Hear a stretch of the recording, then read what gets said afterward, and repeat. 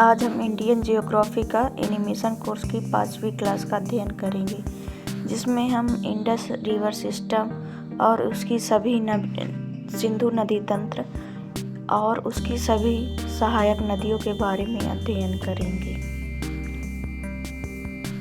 सबसे पहले हम सिंधु नदी की बात करेंगे, जिसकी कुल लंबाई है 2880 किलोमीटर और ये जो 1114 किलोमीटर भारत में है। और अगर पीओके वाले क्षेत्र को हटा दिया जाए तो इसकी कुल लंबाई 709 किलोमीटर बचती है।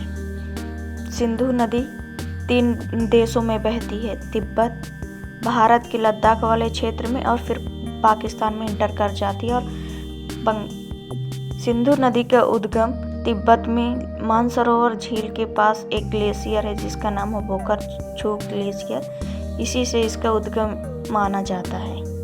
पहले वैज्ञानिकों का मत ये था कि सिंधु का जो उद्गम होता है वो सिनकबाब ग्लेशियर से होता है, लेकिन ज़्यादातर वैज्ञानिकों का मानना यही है कि बोकर-छू ग्लेशियर से होता है और इसके बगल में माउंट कैलाश भी स्थित है। हम भारत के सबसे उत्तरी हिस्से ट्रांस हिमालय की बात करते। सिंधु नदी तिब्बत से होकर भारत में दमचाक नामक स्थान से लद्दाख में इंटर करती है।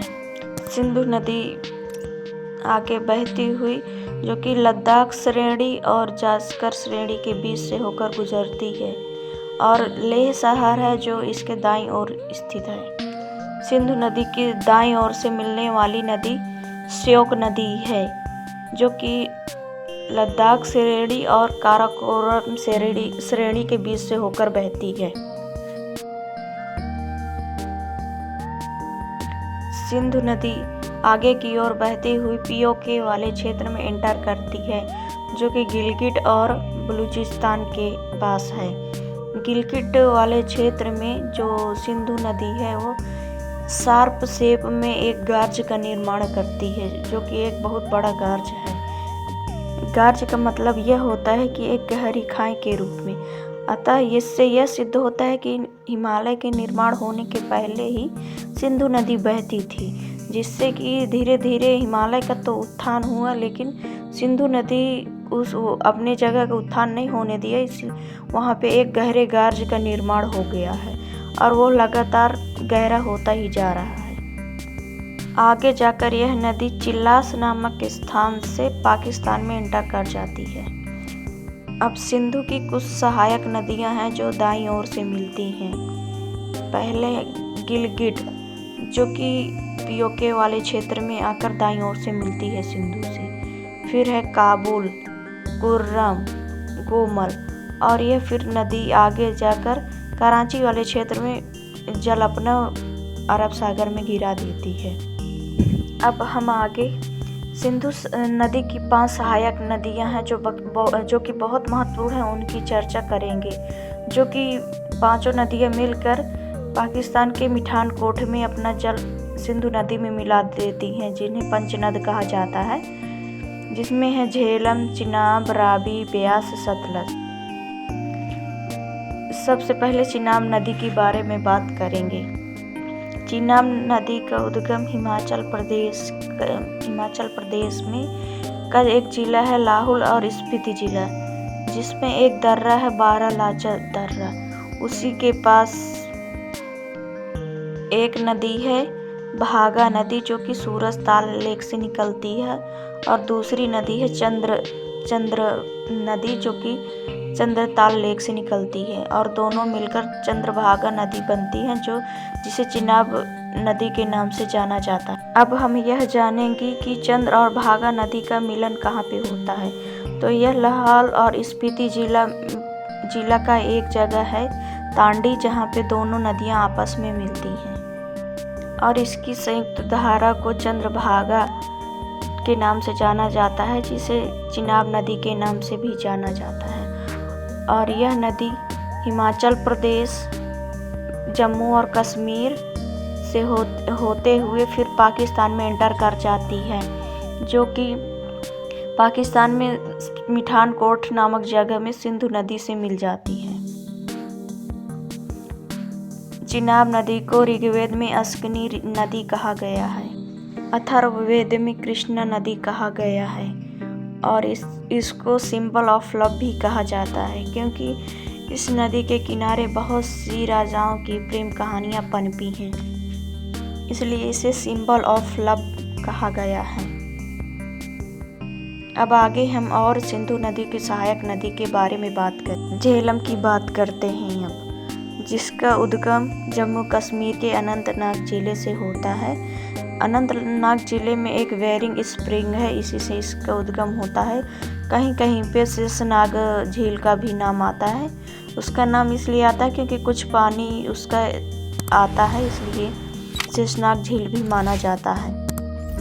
आगे चलने पर श्रीनगर इसके किनारे स्थित है और बुलर झील भी इसके किनारे है, जो कि भारत की सबसे बड़ी मीठे पानी की झील है। इसे के किनारे बारामूला और उरी स्थित हैं। इसके आगे थोड़ा सा और जाएंगे तो जम्मू कश्मीर से निकल कर यह पीओके वाले क्षेत्र में निकलती है, जिसमें मुजफ्फराबाद नामक एक डिस्ट्रिक्ट में एक और नदी आकर मिलती है, जिसे किशनगंगा नदी या नीलम नदी के नाम से जानते हैं। यह नदी दक्षिण के ओर मुड़कर 170 किलोमीटर चलकर पाकिस्तान और भारत के बॉर्डर में बहती हुई पाकिस्तान में एंटर कर जाती है, जो आगे चलकर पाकिस्तान का एक जिला है जिसे झांग डिस्ट्रिक्ट कहा जाता है, उसमें चिनाब में जाकर मिल जाती है। चिनाब नदी जाकर मिठानकोट मिलती है। अब रावी नदी के बारे में बात करें। इसका उद्गम हिमाचल प्रदेश का एक जिला है कांगड़ा डिस्ट्रिक्ट, उसके पास ही रोहतांग पास है, उसी से इसका उद्गम स्थान माना जाता है। रावी नदी हिमाचल प्रदेश से आगे निकलकर चंबा डिस्ट्रिक्ट में जाती है, जो पीर पंजाल और धौराधर श्रेणी के बीच से होकर प्रवाहित होती है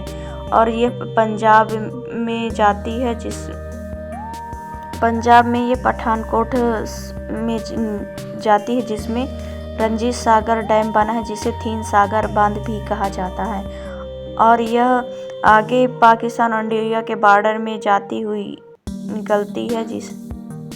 इस नदी के किनारे पंजाब का गुरदासपुर जिला और अमृतसर जिला है और यह नदी पाकिस्तान में एंटर कर जाती है, जिसके किनारे लाहौर डिस्ट्रिक्ट स्थित है और यह नदी आगे चलकर चिनाब नदी में जाकर मिल जाती है, जो कि झांग डिस्ट्रिक्ट में जाके मिलती है। झांग डिस्ट्रिक्ट में यह वैदिक काल में इस नदी को परुशनी नदी कहा गया और संस्कृत में इरावती नदी कहा गया है। अब हम ब्यास नदी के बारे में अध्ययन करेंगे। इसका उद्गम भी हिमाचल प्रदेश के सोलांग वैली है, वहीं के पास एक ब्यास कुंड है जिससे इसका उद्गम होता है और यह नदी के किनारे कुल्लू और मनाली भी स्थित है। यह नदी आगे चलकर इसमें हिमाचल प्रदेश में ही आगे जाकर महाराणा प्रताप सागर डैम बना है और यह फिर पंजाब में एंटर करती है। पंजाब में के होशियारपुर डिस्ट्रिक्ट और कपूरथला डिस्ट्रिक्ट के किनारे हैं इस नदी के किनारे और हरिके नामक जगह पर यह सतलज नदी से जाकर मिल जाती है। ब्यास नदी को बिपाशा नदी भी कहा जाता है। अब हम सतलज नदी के बारे में अध्ययन करेंगे। इस नदी का उद्गम मानसरोवर झील के पास ही स्थित है, राकस्थल झील, इससे इसका उद्गम स्थान माना जाता है और यह तिब्बत से होकर जब भारत में सिपकिला दर्रा से होकर भारत में एंटर करती हिमाचल प्रदेश में, जो कि हिमाचल प्रदेश में ही बहती है। हिमाचल प्रदेश के जो बिलासपुर डिस्ट्रिक्ट है, इसमें एक डैम बना है जिसे भाखड़ा डैम कहा जाता है और आगे पंजाब में एक डैम है जिसे नागर डैम कहा जाता है, जिसे संयुक्त रूप से भाखड़ा नागर डैम कहा जाता है।